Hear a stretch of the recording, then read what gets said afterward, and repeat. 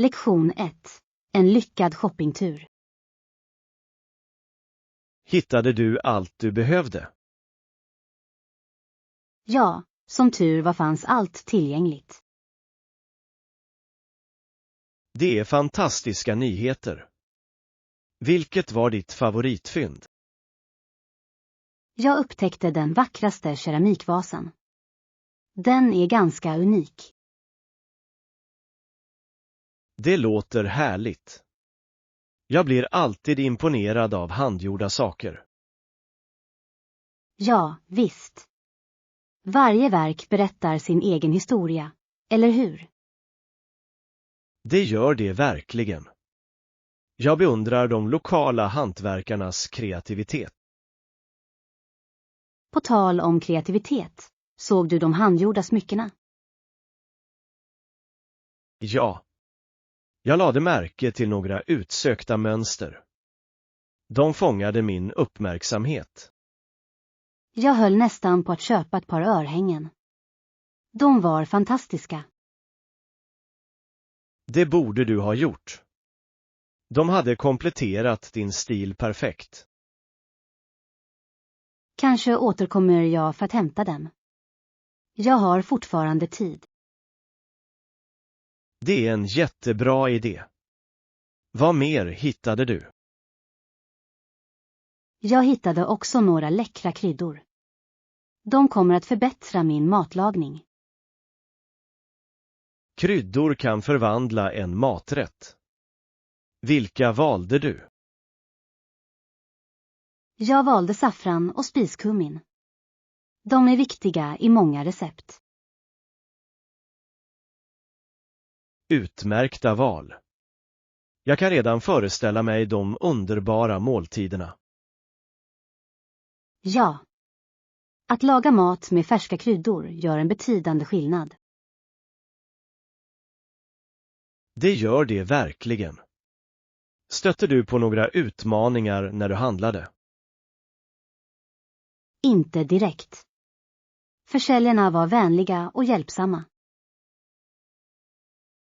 Det är alltid ett plus. En positiv shoppingupplevelse gör det trevligt. Absolut. Jag uppskattar när folk är villiga att hjälpa till. Så är du redo att åka hem och börja laga mat? Ja. Jag kan inte vänta med att experimentera med mina nya ingredienser. Låt oss planera att äta middag tillsammans snart. Lektion 2.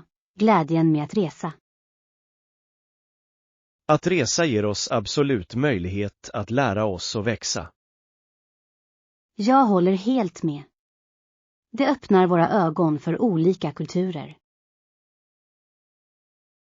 Varje destination erbjuder en unik upplevelse, eller hur? Ja, verkligen. Jag tycker det är fascinerande hur olika traditioner kan vara. Ja. Till exempel varierar maten så mycket från ett land till ett annat. Precis. Att prova nya rätter är en av mina favoritdelar med att resa. Har du någonsin smakat något riktigt ovanligt? Ja, visst. Jag provade friterade insekter en gång i Thailand. Det var förvånansvärt gott. Det låter äventyrligt. Jag är inte säker på att jag skulle klara av det. Du kanske blir förvånad. Resande uppmuntrar oss att kliva utanför våra komfortzoner. Du har rätt. Varje upplevelse hjälper oss att uppskatta vår egen kultur mer. Absolut. Det främjar en känsla av tacksamhet för det vi har. Och det bygger kontakter med människor från olika bakgrunder. Ja. De kontakterna kan leda till varaktiga vänskaper. Jag har träffat några otroliga personer under mina resor. Jag med. Att dela berättelser med lokalbefolkningen ger upplevelsen djup. Vilket var ditt mest minnesvärda möte? Jag pratade en gång med en familj i Italien. De bjöd in mig på middag. Det är underbart. Kulinariska upplevelser är ofta de bästa. Ja, det var verkligen en kväll fylld med skratt och utsökt mat. Att resa berikar verkligen våra liv, eller hur? Ja. Det lär oss empati och förståelse. Jag tror att varje resa lämnar ett bestående intryck på oss. Absolut. Varje resa formar vårt perspektiv på världen. Ska vi planera vårt nästa äventyr tillsammans? Lektion 3. Planera den perfekta middagsbjudningen. Jag tror att vi har förberett tillräckligt med mat till middagsbjudningen. Ja, jag håller med. Vi behöver inte oroa oss alls för den aspekten. Perfekt. Ska vi skicka ut inbjudningarna nu? Det låter som en utmärkt idé. Hur många gäster ska vi bjuda in? Jag tänkte mig 8 personer. Det skulle skapa en mysig atmosfär. 8 är ett bra tal. Det möjliggör engagerande samtal. Precis. Vi vill att alla ska känna sig inkluderade. Borde vi nämna middagens tema i inbjudningarna? Absolut. Det kommer att få alla att bli exalterade över evenemanget. Vilket tema hade du i åtanke? Jag tänkte på en italiensk kväll. Pasta, vin och gott sällskap. Det låter härligt. Vem älskar inte italiensk mat? Precis. Jag kan redan föreställa mig leendena vid middagsbordet.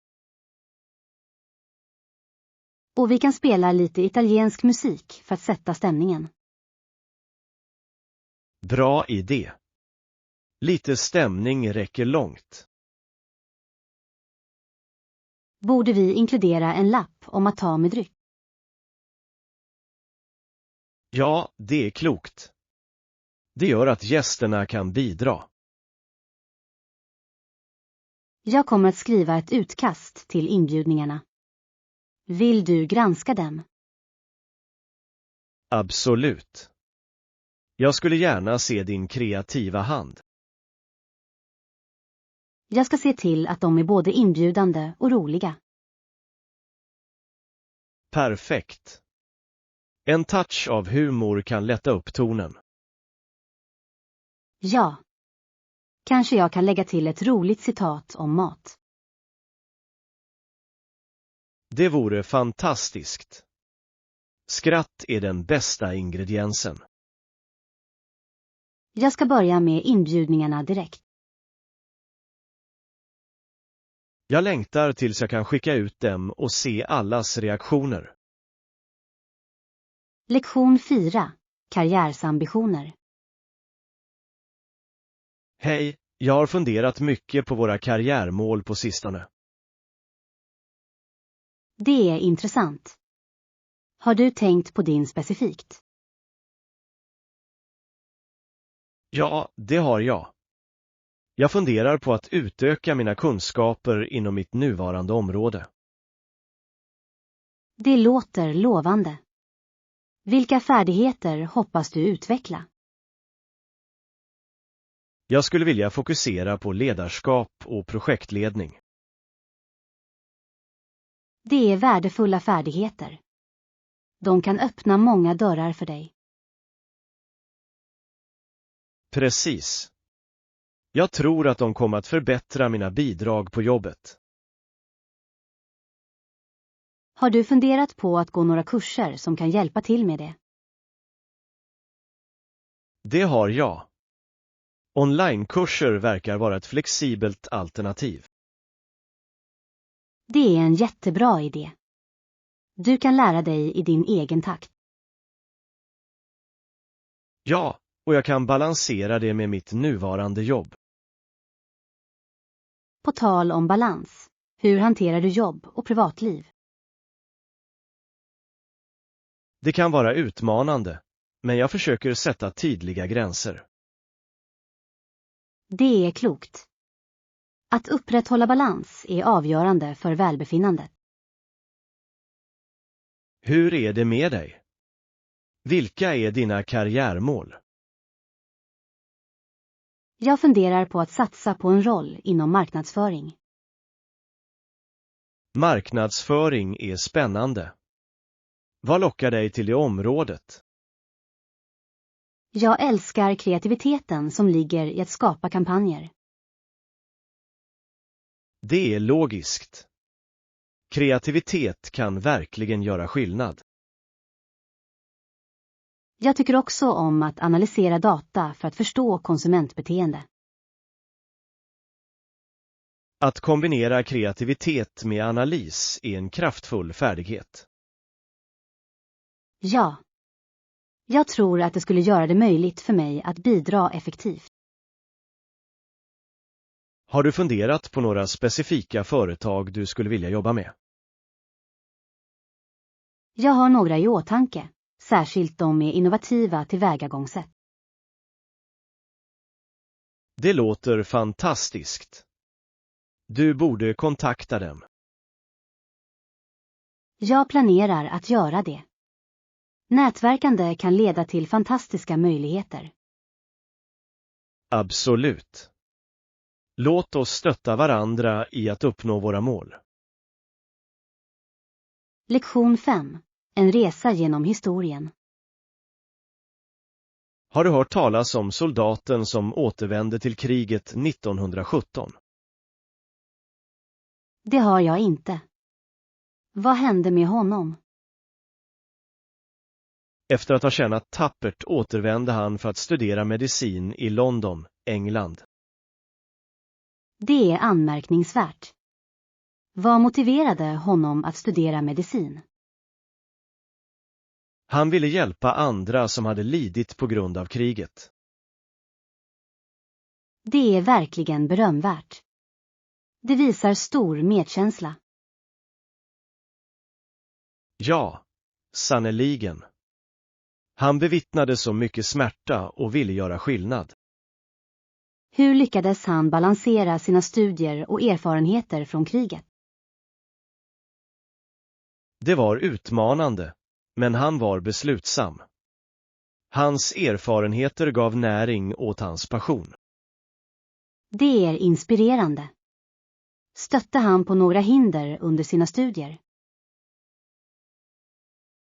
Ja, det var svårt att anpassa sig till det civila livet efter kriget.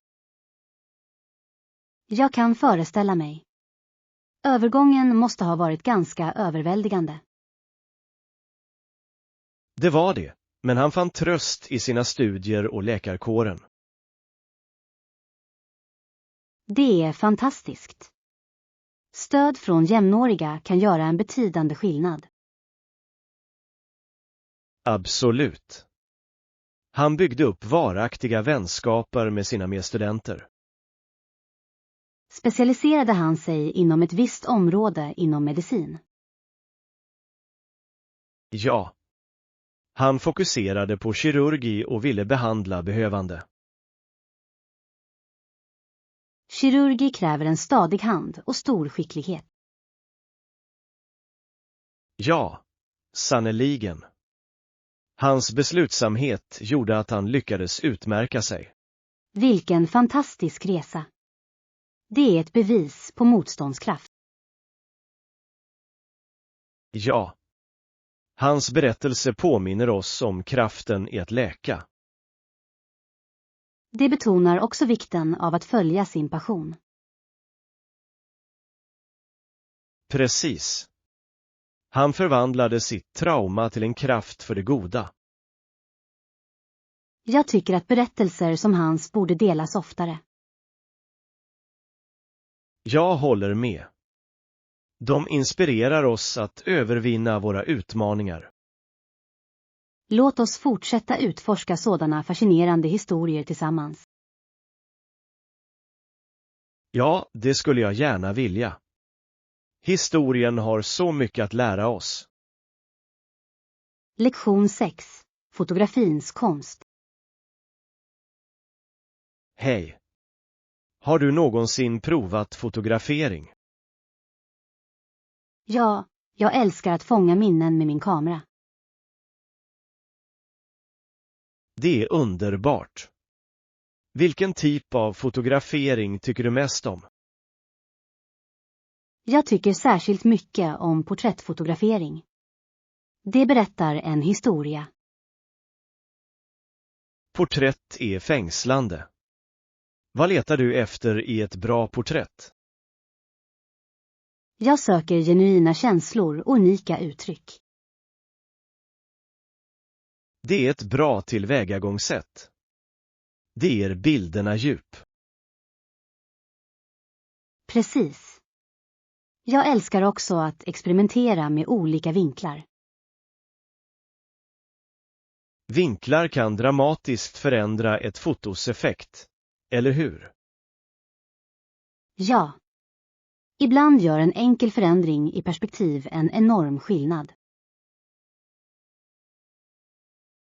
Har du någonsin provat landskapsfotografering? Det har jag. Naturen erbjuder så vackra bakgrunder. Jag håller med. Vilket är ditt favoritlandskap som du har fotograferat? Jag fångade en gång en fantastisk solnedgång över bergen. Det var magiskt. Det låter hisnande. Jag kan tänka mig att färgerna var livfulla. Det var det. Himlen skiftade i nyanser av orange och rosa. Naturen erbjuder verkligen den bästa duken för fotografering. Absolut. Jag tycker också om spontana bilder på människor i sitt esse. Uppriktig fotografering kan avslöja autentiska ögonblick. Ja. De där spontana bilderna berättar ofta de bästa historierna. Har du någon favoritkamera eller utrustning du rekommenderar? Jag använder en systemkamera, men även smartphones kan ta fantastiska bilder. Det är sant. Många smartphones har utmärkta kamerafunktioner nu för tiden. Precis. Det handlar om hur du komponerar bilden. Så, planerar du att satsa professionellt på fotografering? Jag funderar på det. Jag skulle gärna vilja dela min passion med andra. Det låter som ett fantastiskt mål. Du borde satsa på det. Lektion 7. Hållbar framtid. Har du någonsin tänkt på morgondagens resurser? Ja, det är ett viktigt ämne. Vi kan inte pantsätta våra barnbarns materiella tillgångar. Precis. Att göra det riskerar deras framtid och livskvalitet. Vi måste fundera över hur våra handlingar idag påverkar framtida generationer. Just det. Hållbara metoder är avgörande för en hälsosammare planet. Jag håller helt med. Hur kan vi främja hållbarhet? Vi kan börja med att minska avfall och återvinna mer effektivt. Ja. Varje liten ansträngning räknas. Hur är det med att använda förnybar energi? Det är en fantastisk poäng. Sol- och vindenergi kan göra en betydande skillnad. Och vi bör uppmuntra andra att också anamma dessa metoder. Absolut. Utbildning är nyckeln till att öka medvetenheten. Har du sett några lokala initiativ med fokus på hållbarhet? Ja. Det finns regelbundna gemensamma trädgårdar och städevenemang. Dessa initiativ förskönar inte bara området utan för också människor samman.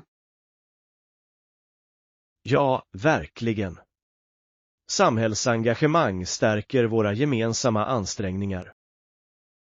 Hur är det med transporter? Vi kan främja cykling och kollektivtrafik. Det är en jättebra idé. Det minskar koldioxidavtrycket avsevärt.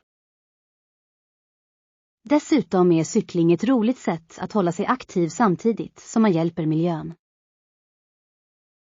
Jag håller med. Det är en win-win-situation för alla. Låt oss göra upp en plan för att delta i några lokala initiativ tillsammans. Det skulle jag älska. Tillsammans kan vi göra en positiv skillnad. Och inspirera andra att följa med oss på denna resa mot hållbarhet. Precis. Varje handling spelar roll när man bygger en bättre framtid. Lektion 8. Londons charm.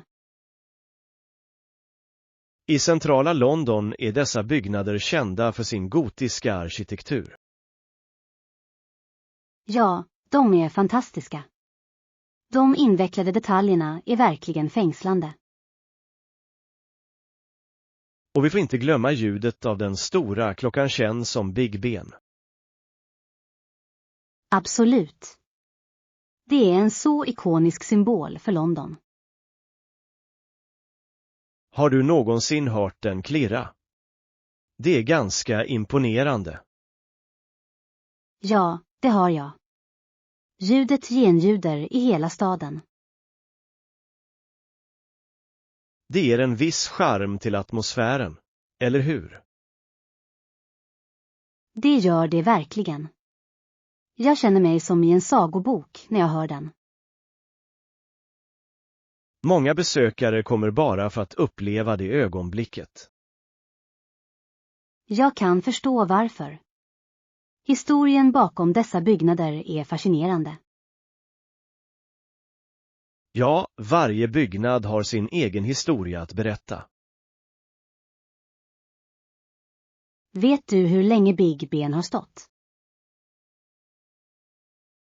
Det har funnits sedan 1859. Det är ett riktigt arv. Det är anmärkningsvärt. Tänk dig alla förändringar den har bevittnat. Det måste ha sett London växa och utvecklas under åren. Precis. Det är ett bevis på stadens rika historia. Har du besökt några andra kända landmärken i London? Ja. Jag utforskade nyligen Toen. Det var fascinerande. Det är ett utmärkt val. Historien där är både spännande och lite kuslig. Jag håller med. Att lära mig om kronjuvelerna var en höjdpunkt för mig. Jag kan bara föreställa mig. Varje besök avslöjar något nytt. Och det fördjupar vår uppskattning för stadens kulturarv. Så ska vi planera en dag för att utforska fler landmärken tillsammans. Lektion 9. Förberedelser inför julen. December är äntligen här. Har du börjat förbereda dig för julen? Ja, det har jag. Jag lägger ner en hel del tid på att förbereda mig inför semestern. Det låter härligt. Vilken är din favoritdel av förberedelserna? Jag älskar att dekorera granen. Varje julgransprydnad har sin egen historia. Det är underbart. Jag tycker också om att minnas gångna helgdagar. Precis. Varje månad fram till jul känns speciell. Hur känner du inför de olika traditionerna under varje månad? Jag tycker det är fascinerande. Varje månad har sin egen unika charm. Till exempel handlar november om tacksamhet med Thanksgiving. Ja. Det sätter en härlig ton för december och julstämningen. Och januari känns ofta som en tid för reflektion och nya början. Precis. Det är ett tillfälle att tänka på det kommande året. Har ni några speciella traditioner som ni firar i december? Det gör jag. Jag bakar kakor med min familj varje år. Det låter gott. Vilka sorters kakor bakar du? Vi gör pepparkakor, sockerkakor och pepparmintsbark. Mums. Jag kan redan föreställa mig de underbara dofterna som fyller huset. Det är en glädjefylld upplevelse. Har du startat några egna traditioner? Det har jag. Jag gillar att volontärarbeta på ett lokalt härbärge under den här tiden. Det är verkligen berömvärt. Att ge tillbaka är en viktig del av säsongen. Det är det. Det påminner oss om glädjen i att hjälpa andra. Jag tror att det är julens sanna anda. Absolut. Så, vad mer planerar du att göra i december? Jag vill gå på en julkonsert och besöka lokala marknader. De där aktiviteterna låter festliga. Låt oss se till att njuta av säsongen fullt ut. Lektion 10. Smart reseplanering. Jag tycker att vi borde boka våra resor i förväg för att få de bästa erbjudandena. Definitivt. Tidig planering kan spara oss mycket pengar. Det ger oss också fler alternativ för boende. Precis. Jag älskar att ha en mängd olika alternativ. Har du någonsin missat ett erbjudande för att du väntat för länge? Ja, det gjorde jag. Jag förlorade en gång ett fantastiskt flygerbjudande med bara några dagar. Det är olyckligt. Jag förstår frustrationen. Det lärde mig vikten av tidig forskning. Jag håller helt med. Jag ska börja undersöka våra alternativ idag. Det låter som en plan. Vilka resmål funderar du på? Jag funderade på en stranddestination. Sol och sand låter perfekt. En strand låter underbart. Har du någon specifik plats i åtanke? Jag funderar på Karibien. Landskapet är hisnande. Karibien är vacker. Har du kollat vädret för den tiden? Jag ska undersöka det. Vädret kan påverka vår upplevelse kraftigt. Ja. Jag vill undvika regnperioder om möjligt. Vad sägs om aktiviteter? Vad vill du göra medan vi är där? Jag skulle gärna vilja prova snorkling och utforska den lokala kulturen. Det låter fantastiskt. Vi borde också leta efter lokala matupplevelser. Absolut. Mat kan göra resan ännu mer minnesvärd. Så jag ska undersöka flyg och boende, medan du utforskar aktiviteter. Perfekt. Vi kan kombinera våra resultat för den bästa resan. Jag längtar tills jag kan börja planera. Det här kommer att bli ett äventyr. Lektion 11. Värdet av sommarjobb.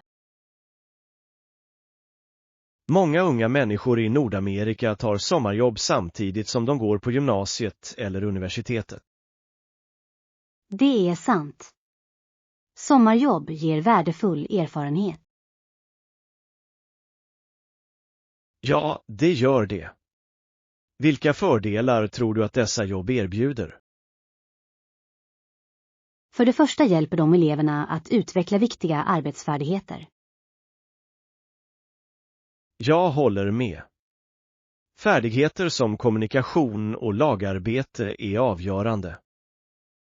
Dessutom kan sommarjobb lära ut tidshantering. Precis. Att balansera arbete och studier är en värdefull lärdom.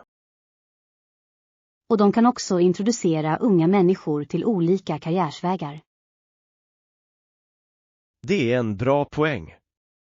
Att utforska olika områden kan vägleda framtida val.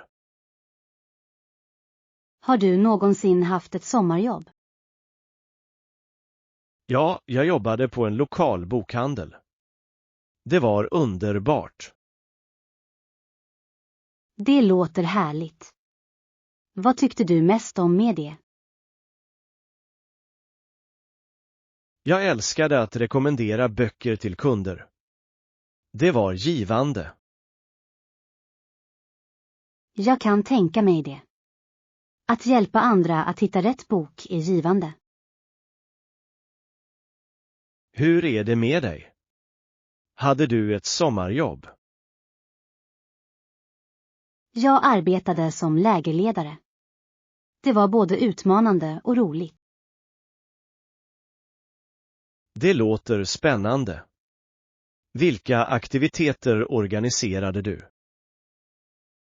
Jag planerade konst och hantverk, sport och naturvandringar. Det är fantastiskt. Du måste ha utvecklat fantastiska ledaregenskaper. Ja. Jag lärde mig att hantera en grupp energiska barn. De upplevelserna formar karaktären, eller hur? Det gör de verkligen. Sommarjobb kan vara omvälvande. Och de lär ut värdet av att tjäna pengar också. Absolut. Att spara till något speciellt är motiverande. Så, tycker du att sommarjobb borde uppmuntras? Utan tvekan. De erbjuder viktiga livsläxor. Jag hoppas att fler ungdomar tar vara på dessa möjligheter. Lektion 12. Förstå rättssystem. En annan viktig del av de flesta engelsktalande rättssystem är att Ja, jag är nyfiken på att veta vad du syftar på. det är presumtionen om oskuld tills motsatsen bevisats. Det är en grundläggande princip. Varför är den så avgörande? Det säkerställer att individer behandlas rättvist under rättsliga förfaranden. Precis. Det skyddar mot felaktiga domar. Ja, och det lägger bevisbördan på åklagaren. Det är rimligt. De anklagade borde inte behöva bevisa sin oskuld. Precis. Det är en hörnsten i ett rättvist rättssystem. Vilka andra element tycker du är viktiga? Rätten till en rättvis rättegång är en annan viktig aspekt. Jag håller med. Alla förtjänar möjligheten att försvara sig. Och att ha en opartisk domare är avgörande för att säkerställa rättvisa. Absolut. Partiskhet kan undergräva hela rättsprocessen.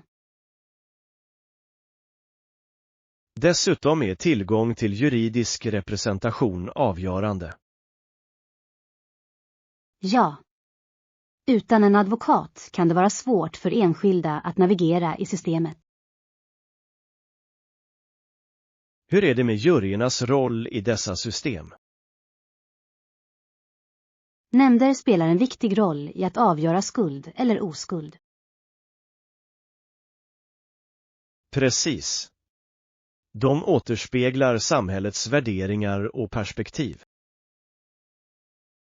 Det är fascinerande hur dessa element samverkar. Ja, sannoliken. De skapar en ram för rättvisa och ansvarsskyldighet. Tror du att dessa principer upprätthålls i praktiken? Även om de är ideal, finns det fortfarande utmaningar i systemet. Det är sant. Det är viktigt att sträva efter förbättring. Ja. Kontinuerlig dialog och reformer är nödvändiga. Jag uppskattar vår diskussion om detta ämne. Den är lärorik. Jag håller med. Att förstå dessa principer hjälper oss att uppskatta rättvisa. Lektion 13. Medborgerlig plikt och reform. Det är viktigt att försvara nödvändiga reformer mot enkla angrepp. Absolut. Att vi gör det till stor nytta för vår nation. Precis. Det börjar med vår förståelse av de aktuella problemen. Hur känner du inför det nuvarande reformläget? Jag tror att det finns mycket arbete att göra. Många idéer är värda att försvara. Jag håller med. Det kan vara svårt att förespråka förändring. Ja, men vi måste stå fast vid vår övertygelse. Tror du att folk i allmänhet är medvetna om de nödvändiga reformerna? Vissa är det, men många behöver fortfarande utbildning i frågorna. Det är sant. Kunskap är makt när det gäller att förespråka förändring. Vilka reformer anser du vara mest angelägna? Jag anser att reformer av utbildning och sjukvård är avgörande. De områdena påverkar alla i vårt samhälle. Ja. Förbättrad tillgänglighet kan leda till ett hälsosammare samhälle. Har du funderat på hur du kan engagera andra i dessa diskussioner? Det har jag. Att organisera communityforum skulle kunna vara effektivt. Det är en jättebra idé. Det skulle ge en plattform för dialog. Dessutom skulle det ge människor möjlighet att uttrycka sina tankar och funderingar. Precis. Kollektiva röster kan leda till meningsfull förändring. Och vi kan uppmuntra makthavarna att lyssna på sina väljare. Ja. Det är vår plikt att hålla dem ansvariga. Så, låt oss börja planera de där forumen och bjuda in våra grannar. Det skulle jag älska. Tillsammans kan vi starta viktiga samtal. Lektion 14. Tillgång till medicinsk hjälp. Det är lugnande att veta att vi kan få medicinsk hjälp på natten. Ja, absolut. Oroa dig inte. De finns alltid tillgängliga för att hjälpa oss. Det är avgörande, särskilt i nödsituationer. Absolut. Hälsoproblem kan uppstå när som helst. Har du någonsin behövt söka läkarhjälp sent på kvällen? Det har jag. Jag hade en gång en svår huvudvärk som inte ville ge med sig. Det låter obehagligt. Vart vände du dig för att få hjälp? Jag gick till en klinik i närheten som var öppen dygnet runt. De var väldigt tillmötesgående. Det var skönt att höra. Gav de omedelbar lindring? Ja, de bedömde snabbt min situation och gav mig medicin. Det är skönt att veta att det finns experter där när det behövs. Precis. Det är viktigt att prioritera vår hälsa. Vilka råd skulle du ge till någon som tvekar att söka hjälp på natten? Jag skulle säga till dem att det är bättre att vara på den säkra sidan. Det är kloka råd. Att ignorera symptom kan leda till komplikationer. Ja. Det är alltid bättre att rådfråga en läkare när man är osäker. Finns det några andra resurser tillgängliga för medicinska problem sent på kvällen? Ja, många områden erbjuder telehälsotjänster.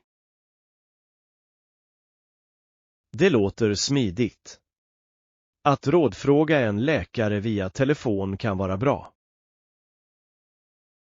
Absolut.